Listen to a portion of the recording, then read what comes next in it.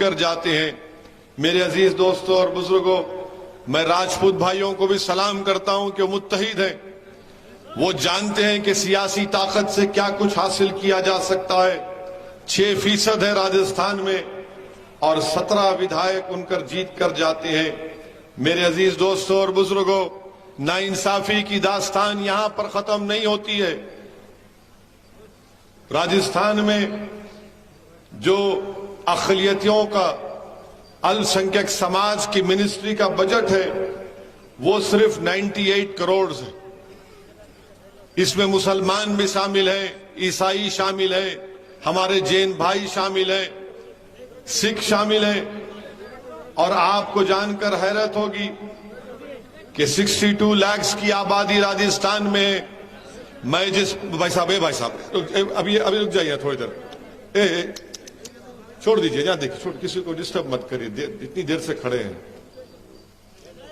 میں جس پردیش سے آتا ہوں تلنگانہ میں، وہاں پر مسلمانوں کی آبادی 44 لاکھ کی ہے، اور وہاں پر السنکھیک جو منسٹری ہے، آپ کو معلوم کتنا بجٹ ہے وہاں پر؟ راجستھان میں آپ 9% ہیں، یہاں پر آپ کی آبادی 62 لاکھ ہے۔ تلنگانہ میں جو السنکھیک سماج کا بجٹ ہے وہ 1728 کروڑ روپے ہے۔ اب آپ بتائیے کہ آپ یہاں پر آبادی میں سب سے زیادہ ہیں اور السنکھیک سماج کی منسٹری کا بجٹ صرف 98 کروڑ ہے، اور تلنگانہ میں 1728 کروڑ روپے کا بجٹ اس سال منظور ہوا ہے۔ آپ بتائیے کیسے حاصل ہوا ہے؟ تلنگانہ میں مجلس کے صرف 7 ودھائک ہیں، کوئی منتری سنتری نہیں ہے وہاں پر، مگر ہم نے اپنی سیاسی طاقت کے بل بوتے پر وہاں کی سرکار کو ہم نے مجبور کیا اور ان سے کہا کہ آپ کو السنکھیک سماج، مسلمان، عیسائی، جین، سکھوں سے انصاف کرنا پڑے گا، اور بجٹ ہم نے اتنا کیا۔ یہاں پر صرف 98 کروڑ، تو معلوم ہوا کہ یہ جو 9 MLA جیت کر گئے، یہ بیچاروں میں اتنی طاقت نہیں ہے، نہ ان کی زبان کھلتی کہ اپنے سیاسی آقا کے سامنے جا کر کہتے کہ گہلوٹ صاحب ذرا بجٹ بڑھا دیجیے السنکھیک سماج کا۔ نہ وہ بول سکتے ہیں، نہ ان کو تکلیف کا کچھ اندازہ بھی ہے۔ میرے عزیز دوستوں اور بزرگوں، جس پردیش سے میں آتا ہوں، میں نے آپ کے سامنے راجستھان میں جو بچے ڈراپ آؤٹ ہے اسکول کے باہر، ان کا ذکر کیا۔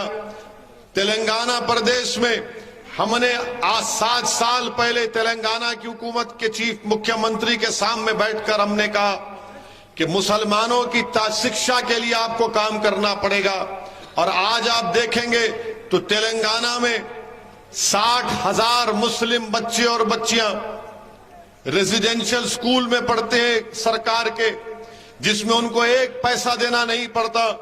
6 کلاس سے 6ٹھی جماعت سے 12ویں جماعت 12th کلاس تک ان کی تعلیم فری، ان کا کھانا فری، لڑکیوں کا علیحدہ سکول، لڑکیوں کا علیحدہ ہاسٹل۔ یہ کام مجلس اتحاد المسلمین نے تلنگانہ میں کیا۔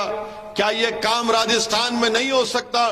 برابر ہوگا انشاءاللہ تعالی اگر آپ متحد رہیں گے۔ میرے عزیز دوستوں اور بزرگوں، مسلمان سماج کا سب سے بڑا مسئلہ تعلیم کا ہے۔ اگر ہمارے بچے اور بچیاں تعلیم حاصل کر لیں گے تو دنیا کی کوئی طاقت ان کو روک نہیں سکے گی۔ اور مسلمان کے تعلق سے میڈیا میں بیٹھ کر یہ لوگ جو مسلمانوں سے نفرت کرتے ہیں، بڑی بڑی باتیں کرتے کہ مسلمان پڑھتا نہیں ہے۔ ارے مسلمان پڑھنا چاہ رہا ہے تو اسکول ہی نہیں کھولتے۔ مسلمان پڑھنا چاہتا ہے، مسلمان بیٹی پڑھنا چاہتی ہے، مگر تم اس کے باپ کو اسکالرشپ نہیں دیتے تاکہ وہ اپنی بیٹی کو پڑھا سکے۔ میرے عزیز دوستوں اور بزرگوں، یاد رکھیے یہ تمام چیزوں کا تعلق سیاسی طاقت سے ہے۔ اگر آپ کے پاس طاقت ہوگی، اور طاقت کا مطلب یہ نہیں ہے کہ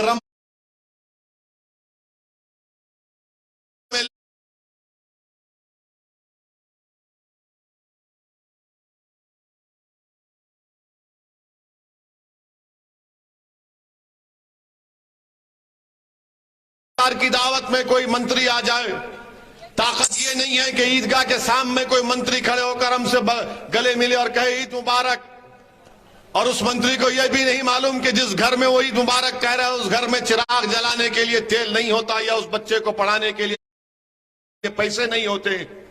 یہ طاقت نہیں ہے، یہ طاقت نہیں ہے کہ ایک مشاعرہ کریں، بڑے بڑے شورا کو بلائیں اور ایک منتری کو یا مقامی ودھائک کو بلا کر بٹھائیں اور وہ بڑا خوش ہو کر بولے کہ آپ نے بڑا اچھا مشاعرہ کر دیا۔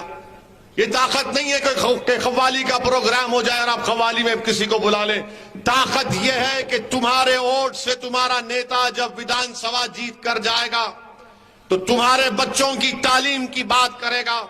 طاقت یہ ہے کہ اگر کسی بچوں کو گرفتار کیا جائے گا پولیس کی طرف سے تو ان کو وہ رہا کروائے گا، یا اگر جیل کو بھیجایا جائے گا تو جیل میں جا کر بچوں کو ملے گا اور کورٹ سے ان کی بیل کروائے گا۔ یہ طاقت ہوتی ہے۔ حیدرآباد میں آج سے چند دن پہلے ایک بی جے پی کا ودھائک نے رسول اللہ صلی اللہ علیہ وسلم کے شان میں اناپ شناپ بکنے کی کوشش کی، بچوں نے احتجاج کیا، 90 نوجوان بچوں کو گرفتار کیا گیا تھا۔